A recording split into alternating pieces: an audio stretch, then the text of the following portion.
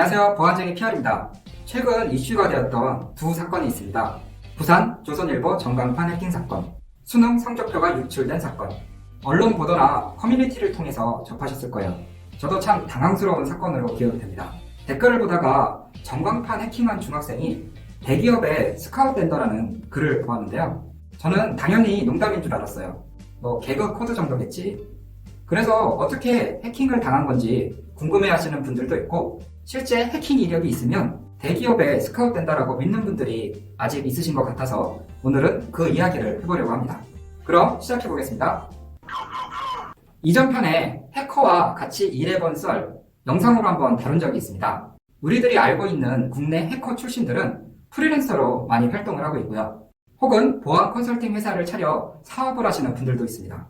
여기서 해커 출신이라고 하면 해킹대회, CTF, 캡처 더 플러그 우승 경력이 있는 사람들을 기업에서 특별 채용하는 경우가 종종 있습니다. 입사하면 무슨 일을 하냐고요?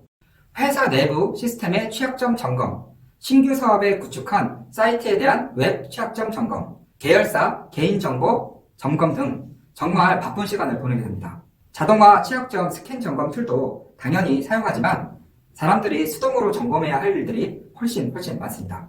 그럼 오늘 주제로 돌아와서 위에서 조선일보 전광판을 해킹한 친구는 어떻게 되느냐? 사이버 수사대에 조사받으러 가야 합니다. IT 자산 및 영업 방해죄가 성립되는 엄연한 범죄 행위인데요. 전광판을 해킹한 사람이 관리 시스템에 접속해 중요 기록을 삭제, 훼손했다면 전자기록 손괴죄가 성립하며 형법 제366조는 손괴 등의 방법으로 전자기록의 효용을 행한 자는 3년 이하의 징역 또는 700만 원 이하의 벌금에 처한다고 규정하고 있습니다. 여기서 손괴의 범위는 물리적인 파괴뿐만 아니라 전자기록을 훼손하는 행위도 포함되는데요. 추가로 재산상의 이익을 취했다면 형량은 한층 더 무거워집니다. 그럼 미성년자인 중학생도 처벌을 받게 될까요? 미성년자라서 처벌이 완전히 면책되는 것은 아닙니다. 일반적인 중학생의 경우 소년법 10세 이상 19세 미만이 적용되며 처벌의 내용은 조금 달라질 수는 있습니다. 하지만 소년법에 따라 소년원 입소, 보호 처분 등의 조치를 내리는 것이 가능합니다. 거기에 부모님 등짝 스매싱은 옵션이죠.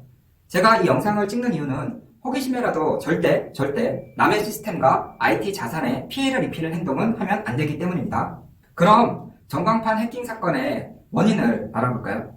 개인적으로 1차 책임은 원격 관리 프로그램인 팀뷰어 계정을 전광판에 노출한 전광판 관리에 소홀해 있다고 생각을 합니다. 보통 전광판 화면에 광고 프로그램을 돌리는 PC는 전광판 인근에 PC가 설치되어 있고 윈도우 OS 위에 팀뷰어라는 원격 관리 프로그램을 통해서 로그인하고 광고 프로그램을 실행합니다. 인터넷에 연결되어 있는 여러 군데의 광고 PC를 중앙에서 관리하기 위해 원격 관리 프로그램이 필수인 것이죠. 문제는 여기서 시작합니다.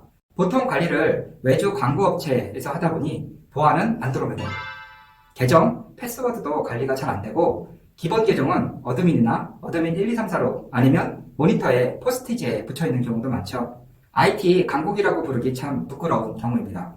예방법으로는 첫 번째, 패스워드의 복잡성. 보안 관리자들이 지겹게 패스워드를 8자리 이상 특수문자 혼합으로 패스워드의 복잡성을 준수하라고 하는 것이 괜한 것이 아닙니다. 두 번째는 접근 제한.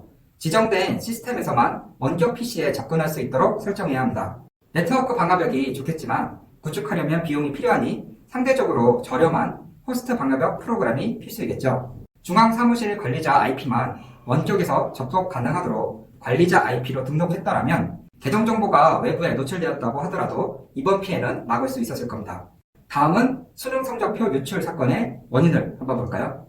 웹브라우저에서 간단한 조작만으로 점수를 확인할 수 있을 만큼 성적 보안이 허술했습니다. F12 눌러서 소스코드에서 2018년도를 2019로만 변경하여 홈페이지에 새로 열기를 해서 웹페이지에 감추어두었던 2019년도 성적표 데이터를 불러오게 한 것인데요.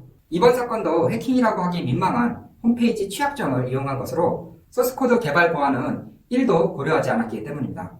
더 어이없는 것은 한국교육평가원 정도의 홈페이지 규모라면 당연히 해야 할 정기적인 웹 취약점 점검에서 이런 초보적인 오류를 수정하지 않았다는 것인데요.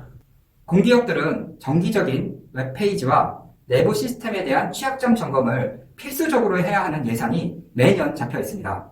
책임 소재를 분명히 해서 재발을 막아야 합니다. 국가관리 시스템 전반에 대한 보안 시스템을 다시 점검하는 기회로도 삼아야겠습니다. 오늘 영상을 정리하겠습니다. 1. 호기심에라도 해킹으로 남의 시스템에 피해를 주면 100% 처벌을 받는다. 2. 시스템 관리자는 최소한의 보안 규칙을 준수하고 책임의식을 갖자. 오늘 영상을 도움이 되셨다면 좋아요와 구독 한 번씩 꼭 부탁드릴게요. 오늘도 저희 보안제의 영상을 시청해주셔서 정말 감사합니다. 그럼 오늘도 행복하세요. 저희 보안제이 채널은 PR 시스템의 후원으로 콘텐츠를 제작하고 있습니다.